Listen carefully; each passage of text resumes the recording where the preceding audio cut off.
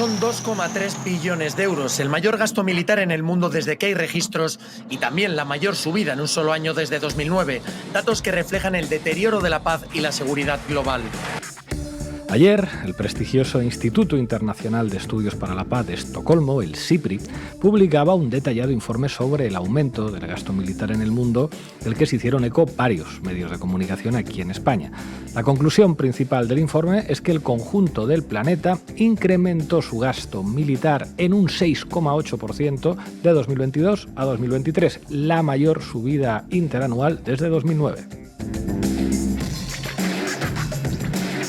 En el caso de España, el informe del SIPRI estima que se destinaron 23,7 millones de dólares al gasto militar en 2023, un aumento de casi el 10% con respecto a 2022 y unas 8 veces el gasto estatal anual en las prestaciones de la Ley de Dependencia. Después, Ina os dará más datos. Hay que decir también que para evitar un escándalo en la opinión pública y al mismo tiempo enriquecer todavía más a los fabricantes de armas, nuestro gobierno oculta sistemáticamente buena parte del gasto militar en partidas opacas en otros ministerios diferentes al de Defensa con algunos artilugios contables. Así, todo indica que la situación real seguramente será mucho peor que la que dibuja el informe del SIPRI. Ante este panorama, ante esta deriva que conduce al conjunto del planeta a la guerra y a la muerte de millones de seres humanos, es fundamental señalar que el aumento del gasto militar es una decisión política. Aunque el conjunto del poder mediático, desde la extrema derecha hasta la progresía, nos intenten convencer de que este aumento del gasto es indispensable e incluso positivo, aunque haya ministras supuestamente de izquierdas que digan en la televisión que España está en unos gastos de defensa que son muy bajos, ergo, no pasa nada por aumentarlos, aunque la propaganda bélica sea aplastante e incesante, las personas decentes, los demócratas, los pacifistas, tenemos la obligación de levantar la voz y decir alto y claro que por supuesto que el gobierno de España tiene en su mano la posibilidad de reducir el gasto militar para así poder aumentar la inversión, por ejemplo, en sanidad, en educación, en dependencia o en vivienda. Si no lo hace, es porque no quiere. Si entrega miles de millones de euros de dinero público a la industria de la guerra y de la muerte, es porque así ha decidido hacerlo. Ni la deriva bélica, ni el desvío de ingentes cantidades de dinero público al gasto militar son fenómenos meteorológicos, son decisiones voluntarias de los gobiernos. Bueno, esto decimos hoy en el editorial de Diario Red. Hoy hablamos del gasto militar. Bienvenidas y bienvenidos a La Base. La Base.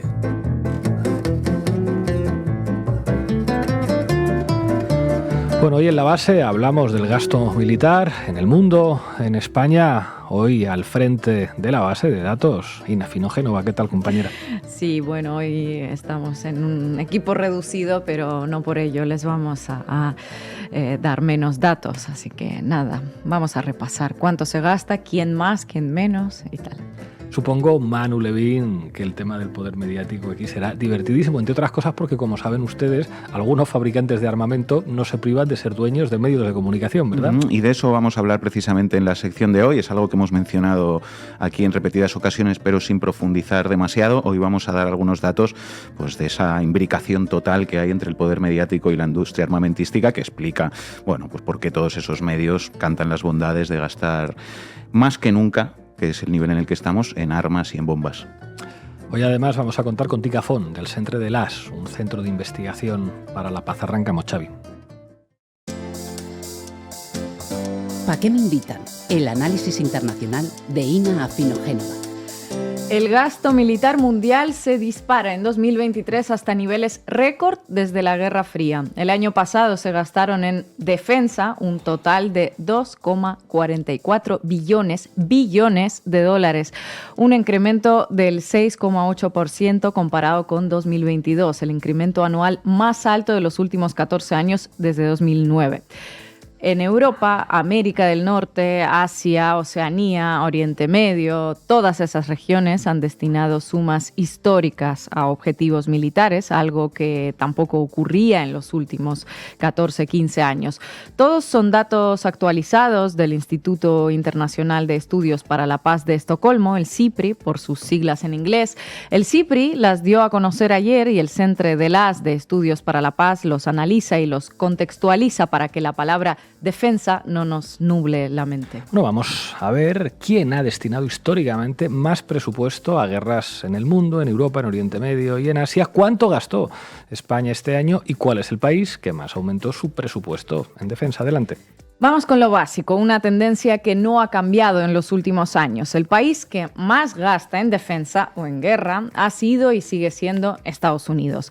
En 2023 su gasto militar alcanzó los 916.000 millones de dólares, una cifra que nos queda grande, así que mejor dimensionarla con este grafismo que compartía ayer Centre de las. Adelante, Xavi.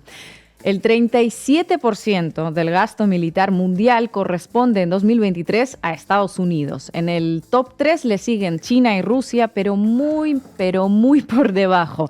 Ver a China y a Rusia al lado de este monstruo militar ayuda a situar ciertos titulares belicistas en el lugar que les corresponde. El segundo país que gasta más dinero en defensa, aunque muy por detrás, como vemos, es China, declarada desafío sistémico para la seguridad de la OTAN. Y todavía estamos hablando, insistimos, de una cantidad 3 veces menor. Y después viene Rusia, que a su vez es considerada oficialmente amenaza directa en la nueva estrategia de la Alianza Atlántica y que va tercera con un gasto 9 puntos menor, pese a estar inmersa en una guerra directa a gran escala. Ahora, para dimensionar aún más esa maquinaria belicista que es Estados Unidos y sus aliados, sumemos el gasto militar estadounidense al de los demás países de la OTAN. Entre sus 31 miembros suman el 55% del total del gasto militar mundial, más de la mitad. 1,34 billones de dólares en 2023. Realmente resulta difícil compadecerlos cuando hablan de enemigos, desafíos y amenazas, por mucho que lo intentes. La OTAN está muy por encima de sus rivales, desafíos y enemigos. De nuevo, China, un 12% de la totalidad del gasto mundial. Rusia, que según tertulianos y columnistas varios, además de algún que otro presidente, nos va a atacar si no destinamos todavía más dinero a comprar las armas, un 4%. La OTAN, en cambio, pues ya veis. Estas cifras son, digamos, estables, es decir, que reflejan la norma de los últimos años. Estados Unidos a la cabeza y mucho más si le sumas a la OTAN, y luego China y Rusia, algo atrás. Ahora, vamos a los detalles que dan pistas acerca de las tendencias regionales. A Estados Unidos le sigue en este ranking de incremento anual Europa. En 2023 destinó un 16% más del presupuesto global al gasto militar, cantidad récord desde la Guerra Fría. El país que más esfuerzo hizo en este sentido, ¿cuál creéis que es? Pues serán Rusia y Ucrania, ¿no? Digo yo. Bueno, gastaron mucho, pero no tanto como Polonia. Polonia aumentó su presupuesto en un 75%, una barbaridad. Finlandia, un 54% de incremento. Y recién después de Finlandia viene Ucrania, un país en guerra, con un 51% de incremento en 2023. Pero claro, una cosa es el incremento del presupuesto con respecto a los años anteriores y otra cosa muy distinta es cuánto corresponde realmente de ese gasto militar al PIB de cada país. Claro, es importante hacer esta distinción. Si nos vamos a los porcentajes del PIB, Ucrania lidera el ranking porque destina un 37% de su Producto Interior Bruto a la guerra. El gasto militar ucraniano alcanzó en 2023 unos 64.800 millones de dólares, pero no es la totalidad, porque a ello habría que sumar otros 35.000 millones de dólares que recibió el país en ayudas militares a lo largo del año. Más de la mitad de esa suma provino de Estados Unidos. Entre el gasto propio y las ayudas, el gasto militar ucraniano equivale a un 91% del gasto militar ruso. Rusia, por su parte, gastó aproximadamente unos 109.000 millones de dólares en 2023. Hablamos de un 5,9% de de su PIB, una cifra nada desdeñable. Históricos gastos de Estados Unidos, de la OTAN, de Europa del Este, de Rusia. ¿Dónde está España en toda esta caravana belicista? El Estado español entra en el top 20, situado en el 17º puesto. Según datos de CIPRI, dedicó 21.917 millones de euros al gasto militar en 2023. Pero el Centre de l'As para los Estudios para la Paz matiza estos datos. Según esta entidad, la suma es superior y alcanza los 28.591 millones de euros. Una diferencia de casi 7.000 millones de euros entre los datos del Instituto de Estocolmo y los del Centre de l'As. ¿Por qué, Ina? Bueno, porque el Centre de l'As tiene en cuenta no solo el presupuesto consolidado de defensa, sino también el resto de gastos militares repartidos en otros ministerios. El objetivo declarado de la ministra de Defensa de España, Margarita Robles, es alcanzar ese dichoso 2% del PIB nacional, pero, según el Centre de l'As, si se tienen en cuenta el resto de las partidas militares distribuidas en otros ministerios, España ya ha superado ese 2%, ubicándose exactamente en un 2,17%. Vamos, que se hacen unas trampitas para convencernos de que aún no es suficiente, que estamos en la cola del gasto, como decía el otro día Mónica García, ministra de Sumar. Es decir, que hay que poner todavía más dinero. Claro, si unos 7.000 millones de euros se esconden en partidas de otros ministerios, pues nada, hay mucho margen para seguir echando ríos de tinta lamentándonos de nuestro atraso belicista como país. Un atraso que, como vemos, no es real. Pero venga, hombre, que el 2% del PIB está bien, pero si es un poquito más, pues más felices estarán los señores de la industria armamentística, los de Indra y los accionistas de Prisa también. Todo hay que decirlo y lo vamos a decir a continuación con más profundidad en la sección de medios también. Lo vamos a decir. El tema es que para sumar en alguna parte tienes que recortar en otra, en España y en todo el mundo. ¿Y cuáles son las partidas a las que se mete mano para financiar a los señores de la guerra? Bueno, los servicios públicos, sanidad, educación y los servicios sociales. Son inevitables los recortes en estos sectores si la tendencia se mantiene. Y la voluntad del gobierno español parece precisamente la de mantener esa tendencia. Dijiste al principio, Ina, que el histórico incremento en el gasto militar afectó a todas las regiones que analiza el Instituto de Estocolmo. ¿Qué pasa en Oriente Próximo? ¿Qué pasa, por ejemplo, en la región Asia-Pacífico? Cuéntanos. En Oriente Próximo, sin sorpresas, con Arabia Saudí a la cabeza. Arabia Saudí desde hace años forma parte del top 5 de los países que más destinan a la guerra. En 2023, el país gastó más de 75.000 millones de dólares, 7 veces más que Irán, apunta el Centro de l'As. ¿Quién les sigue a los sauditas? Otra vez, ninguna sorpresa. Israel, que tuvo un incremento récord en el gasto militar en 2023 con un genocidio en Palestina en marcha. Tel Aviv gasta un 5,3% de su PIB en la guerra. Estamos hablando, al igual que en el caso de Rusia o de Ucrania, prácticamente de una economía de guerra. En Asia-Pacífico, otro escenario de tensiones geopolíticas latentes, la que más gasta, como ya vimos, es China. Pero ojo aquí, la que mayor aumento experimenta no es China ni de lejos, es Japón, que en 2023 asignó a su ejército unos 50.000 millones de dólares, un 11% más que en 2022. Vamos, que el aumento del gasto en defensa japonés es el mayor en el país desde 1972. Y además, indica también el CIPRI, en 2023 Tokio, la ciudad de Tokio, lanzó su mayor programa de fortalecimiento militar desde la Segunda Guerra Mundial. Millones y millones en aviones, barcos y misiles de largo alcance. El informe del CIPRI atribuye semejantes cifras a la invasión rusa de Ucrania y a las crecientes tensiones geopolíticas en Asia, Oceanía y Oriente Medio. En palabras del coordinador del Centre de l'As, Jordi Calvo, todo ello dibuja un escenario prebélico en el que la desconfianza y el distanciamiento entre estados puede conducir a una situación en la que una guerra a gran escala sea una opción probable, en la que incluso el uso de armas de destrucción masiva es una posibilidad. Y hay dos cosas frente a todas estas cifras que me gustaría recalcar, aunque ambas ya han quedado, creo, bastante claras. Una, cuando se decide gastar en guerra, eso supone recortar en otras partidas. Cuando los países miembros de la OTAN gastan su presupuesto en guerra, dejan de gastar en otras cosas que siempre suelen ser lo mismo en su estado del bienestar. Y esto siempre provoca descontento, lo que a su vez suele hacer crecer el voto a la ultraderecha, al menos en Europa. Es decir, cuando von der Leyen pide más armas, más gasto militar, no solo beneficia a la industria militar, también beneficia a su partido, a las políticas que defiende, las que van directamente a desmantelar el estado del bienestar. Esto por una parte. Por otra, algo que ya hemos dicho, pero que no hay que dejar de recalcar. En la guerra y en el gasto armamentístico no todos pierden. Hay quien gana y gana muchísimo. El complejo industrial militar mueve muchísimo dinero y con él se enriquece mucha gente, especialmente en Estados Unidos. Es decir, la guerra lleva dinero a los bolsillos de mucha gente. Hay gente que no solo quiere la guerra, sino que la necesita, la busca, la estimula, porque es su sector, su industria, lo que les da de comer y paga sus yates, sus mansiones o sus aviones privados. Norteamérica, Europa, Oriente Próximo, Asia-Pacífico, África, todos dicen destinar cifras récord a la defensa y a la seguridad. Los gráficos del Instituto de Estocolmo impresionan. Ahora sí estamos protegidos, ahora sí deberíamos sentirnos seguros y no antes, cuando igualmente gastábamos más que nadie, siempre para alegría de Estados Unidos, nuestro principal proveedor. En cualquier caso, todos esos dibujitos que veis son las expresiones gráficas de cacharros ideados y construidos básicamente para matar.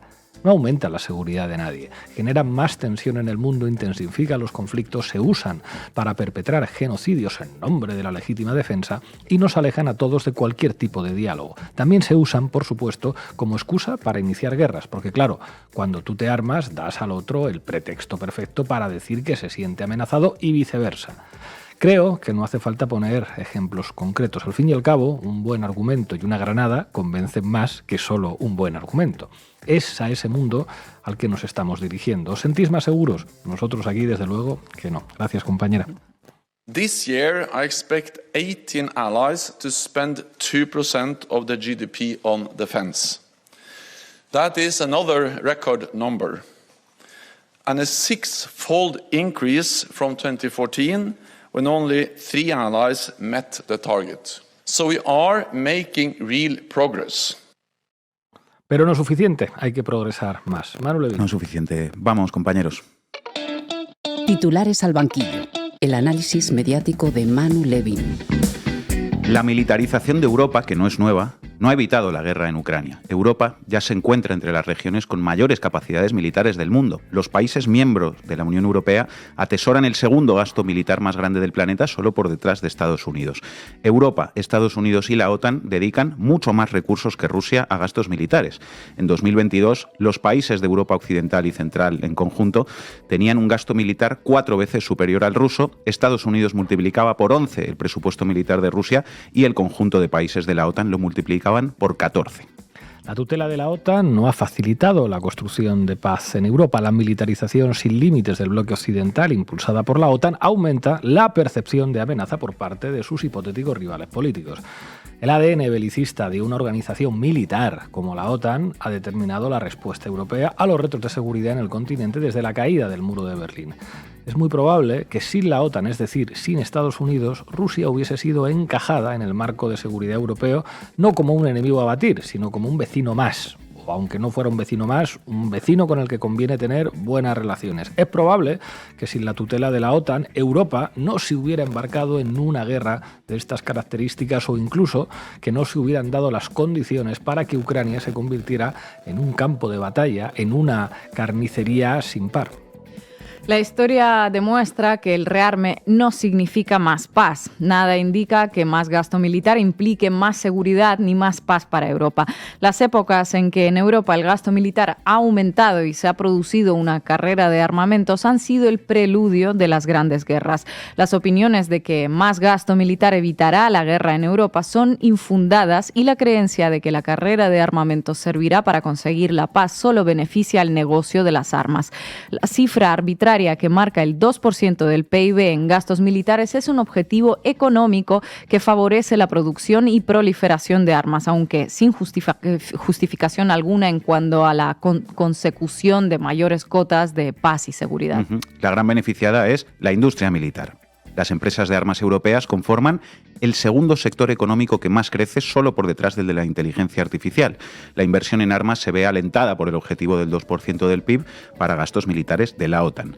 La guerra en Ucrania no se ha producido porque falten armas o militares en el continente europeo. En Europa hay más capacidades militares que en Rusia y ello no ha evitado la invasión de Ucrania. La vía militar se ha demostrado incompetente para conseguir la paz en Europa. Más que de rearme, en Europa se debería estar hablando de alto el fuego, negociación, acuerdo de paz y plan de desarme y desmilitarización para construir la paz del futuro en el viejo continente. Bueno, estos párrafos que hemos citado forman parte de una nota publicada en marzo por el Centre de l'As y titulada La falacia del rearme y la paz, que, como veis, ofrece datos y argumentos para explicar que, repito una vez más, las épocas en que en Europa el gasto militar ha aumentado y se ha producido una carrera de armamentos han sido el preludio de las grandes guerras.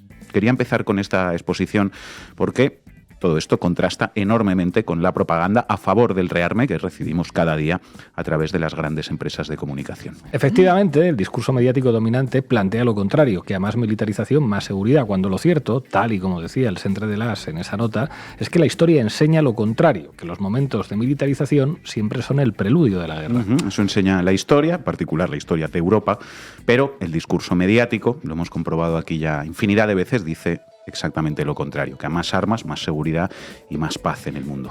Sí, que en el fondo es lo mismo que dice, por ejemplo, la Asociación Nacional del Rifle en Estados Unidos a nivel interno, que cuanto más armada esté la población, más segura es la sociedad, libre portación de armas. Viva la libertad, carajo.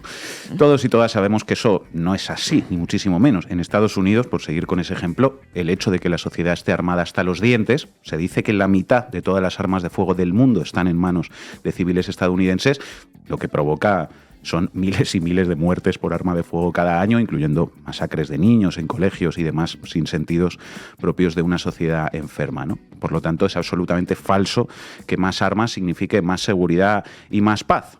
Pensándolo así a nivel interno en un país se ve claramente, y a nivel de las relaciones internacionales pues es básicamente lo mismo. Si la humanidad somos un montón de monos con pistolas, pues hay más conflictos, más guerras, más muertos y más destrucción. Y por eso la desmilitarización de Europa tras la Segunda Guerra Mundial, y por eso los tratados de no proliferación nuclear, etcétera, etcétera. Esto es bastante de cajón para cualquiera que lo piense un momento, ¿no? Es como, ¿dónde prefieres vivir? ¿En una sociedad armada hasta los dientes donde todo el mundo lleva una pistola o en una sociedad desmilitarizada? ¿En cuál de las dos te sentirías más seguro? La respuesta es más que evidente, pero los poderes mediáticos responden lo contrario, al estilo orwelliano. La militarización es la paz. ¿Por qué será? ¿Por qué será, verdad? Eso es precisamente lo que quería que nos preguntemos hoy, y parte de la respuesta a esa pregunta, como siempre, la encontramos siguiendo el rastro del dinero.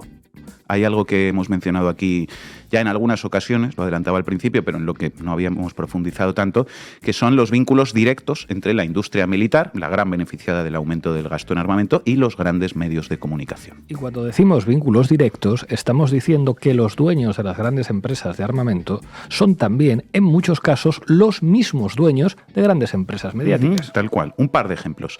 ¿Sabéis quiénes son los dueños del The New York Times? El principal accionista de este periódico es The Vanguard Group, el fondo buitre más grande del mundo, que a su vez controla parte de Apple, Microsoft, Amazon, Pfizer y Northrop Grumman, una de las mayores empresas de armamento del mundo. Northrop es, de hecho, el cuarto contratista militar de los Estados Unidos, constructor número 1 de buques de guerra y creador del bombardero B-2 Spirit. Casi nada. Y el segundo accionista de The New York Times, ¿sabéis cuál es? Por si el anterior fuera poco. BlackRock, otro de los fondos buitre más grandes del mundo. Y además de The New York Times, Vanguard y BlackRock también son los dos principales accionistas de Time Warner, Comcast, Disney y News Corp, 4 de las 6 compañías mediáticas que controlan más del 90% de los medios en Estados Unidos. Además, BlackRock controla más de un 7% de Meta, la empresa matriz de Facebook. Y volvamos a los vínculos con la industria militar, porque además de The New York Times, Meta, Warner, Disney, News Corp y demás empresas mediáticas y audiovisuales, BlackRock también posee un 5,93% de Northrop, de la que hablábamos antes, y un 6,5% de Lockheed Corporation, otro de los principales contratistas de armamento y del sector aeroespacial de Estados Unidos. Pues en este caso lo de fondo buitre es literal. Cuantos más cadáveres haya, más comen los buitres. Tal cual. Y hablemos de España. 2 ejemplos. El primero, siguiendo con BlackRock. Titular de Público. BlackRock el fondo con intereses en medios e industria armamentística se embolsa 700 millones del IBEX. La pieza de Público explica que BlackRock tiene participación en A3 Media, 2,5%, y también Mediaset, 5%. Pues ya lo saben cuando vean a A3 Media y a Mediaset cantando las bondades del rearme y la militarización. Recuerden que BlackRock, uno de los fondos buitre con más presencia en la industria militar, está metido hasta la cocina en el duopolio televisivo español. Hasta la cocina. Y Grupo Prisa, El Mundo. El fondo del presidente de Prisa duplica su inversión en Indra y se convierte en el segundo socio tras el gobierno. Otro titular, El Independiente. El jefe de Prisa gana 100 millones en Indra tras aprovechar los tambores de guerra internacional. Indra, como sabéis, es una de las principales fabricantes de material militar de este país. Y el dueño de las bombas es también el dueño de quienes te dicen que cada día hay que fabricar más y más y más bombas. Y esto es literal, como estáis viendo. Vamos a acabar escuchando un ejemplo de en qué se traduce toda esta estructura de intereses creados entre la industria de la guerra y los medios de comunicación, en este caso El País, Grupo Prisa. Resulta que no solo nos dicen que para que haya paz tiene que haber muchas armas, sino que nos dicen también que el gasto militar es buenísimo para la economía. Dale al play, Xavi. La invasión rusa de Ucrania ha desatado una enorme carrera militar. De repente, cada vez más gobiernos están anunciando más y más planes para impulsar el gasto militar. Pero, ¿puede servir todo este nuevo gasto como una especie de estímulo económico? ¿Hasta qué punto es importante el gasto militar para cosas como la I+D? ¿Puede convertirse en un revulsivo para las economías y las empresas? Para muchos académicos y analistas, los incrementos del gasto militar ayudan a crear empleos de calidad, fortalecen el tejido industrial e incrementan la inversión en investigación. En general, sí que podemos decir que el gasto militar es un tipo de gasto público muy particular. Un tipo de gasto que puede llegar a tener tres importantes ventajas. La primera es que es muy intensivo en equipos y suministros producidos por empresas privadas de corte industrial. Segundo, suele destinar muchos recursos no solo a impulsar la producción industrial, sino también la investigación aplicada. Es decir, gasta dinero para crear nuevas tecnologías que puedan utilizarse lo antes posible en productos y servicios concretos. Y tercero, como el proceso industrial militar es muy intensivo en capital y por tanto, para que sea rentable hace falta fabricar en masa, a la hora de apostar por desarrollar un determinado equipo, se suele tener muy en cuenta el potencial que tiene para ser exportado. Es decir, que el proceso tiene en cuenta criterios comerciales. Pues bien, estas tres son características que permiten que, haciendo un análisis frío de números, el gasto militar tenga el potencial de ser relativamente eficiente, o por lo menos más eficiente desde el punto de vista económico que otros tipos de gastos. La investigación militar nos ha dejado un montón de innovaciones por el camino. Y eso es lo que explica noticias como esta. 23 de enero de 2023. El aumento del 25% del gasto militar empuja la economía mediante el I+D+I. Así que ya lo veis. Si hay algo en lo que todos estaremos de acuerdo es que las guerras son un completo desastre. Y no por sus implicaciones económicas, sino sobre todo humanas, que por supuesto son las más importantes. Sin embargo, pese a ello, ya veis que el gasto militar puede tener algunos beneficios. Pues ya lo sabéis. Los incrementos del gasto militar ayudan a crear empleos de calidad, incrementan la inversión en investigación, tienen importantes ventajas y pueden ser un revulsivo para las empresas, sobre todo para la empresa de su dueño. Claro que sí. En fin. Gracias, Manu. Invertir en defensa es invertir en paz. Y eso no le puede caber ningún complejo a nadie. Cuando yo oigo algunas veces a gente decir queremos la paz, naturalmente, los que invertimos en defensa lo hacemos porque creemos firmemente en la paz. Bueno, hoy en la base nos acompaña Tika Font del Centre de l'As. Muchísimas gracias por atender a la base. Gracias a vosotros por invitarme. Tika, en el gobierno siempre dicen que España gasta muy poco en defensa. A tu juicio, ¿por qué dicen esto? Porque siempre aspiran a gastar más de lo que están gastando y en definitiva es a comprar más armas. Porque el presupuesto no va destinado ni a subir salarios ni a tener más militares. El dinero siempre va destinado a incrementar el volumen de armas y quieren gastar más. Y disfrazan las cifras para poder justificar que gastan poco comparativamente con otros países o contra otros objetivos marcados. Pero vamos, es publicidad. Ina. Tika, buenas tardes, gracias por estar aquí. Te quería preguntar quiénes son los mayores beneficiarios del aumento del gasto militar, si los podemos mapear para que nos quede claro. Las principales empresas están en Estados Unidos, son las principales del ranking mundial. Puedes encontrar Lockheed Martin, General Dynamics, las grandes empresas son norteamericanas y eso también quiere decir que son los grandes vendedores del mundo. El comercio más importante se lo lleva de tajada de mercado internacional Estados Unidos. El segundo lugar lo ocupan las empresas de la Unión Europea y las empresas más relevantes en Europa se sitúan entre Alemania, Francia, Italia y España. Son las más importantes. Y de España las más importantes que tenemos es Indra, que se dedica a electrónica.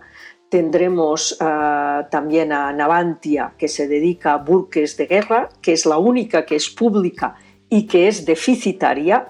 Con lo cual el gasto que genera, la deuda que genera esta empresa la pagamos entre todos. Tenemos Santa Bárbara, que se dedica sobre todo a blindados y vehículos de carácter terrestre. Y después tenemos a Airbus, que se dedica a aviones. Y de explosivos, que no son tan importantes, pero tenemos pues Instalaza o Expal, etcétera, que ya algunas de estas se han vendido a otras empresas europeas, pero después otras empresas europeas relevantes son Finmeccanica en Italia, Dassault en Francia, los Leopard son de marca europea Alemania. Europa es el segundo exportador mundial de armas. Si Estados Unidos copa el 33% del mercado mundial, la Unión Europea estará con el 28%. Vamos muy a la zaga.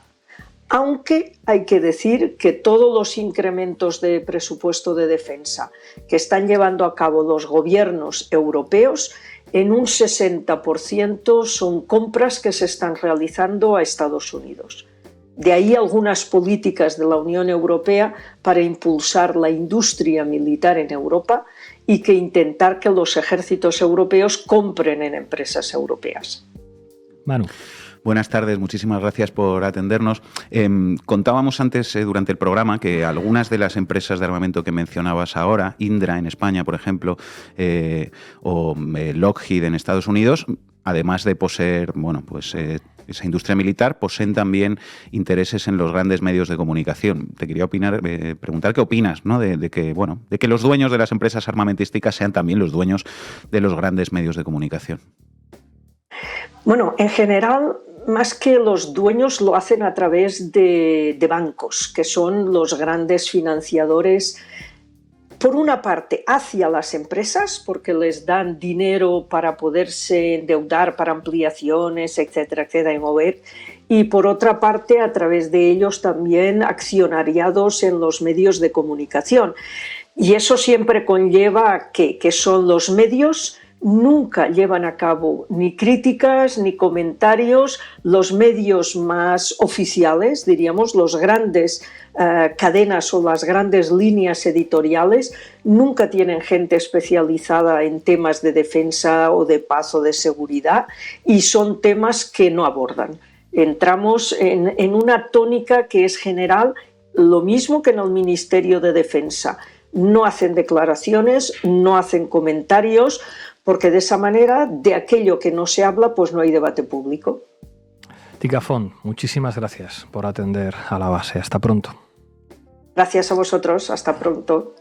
Llegamos al final del programa. Os vamos a dejar con un clásico de hace muchos años, pero que tiene muchísima actualidad, de celtas cortos. No solamente hay que hablar de ellos porque hemos pasado el 20 de abril. Un tema que se llama Ad Turismo. Hasta mañana.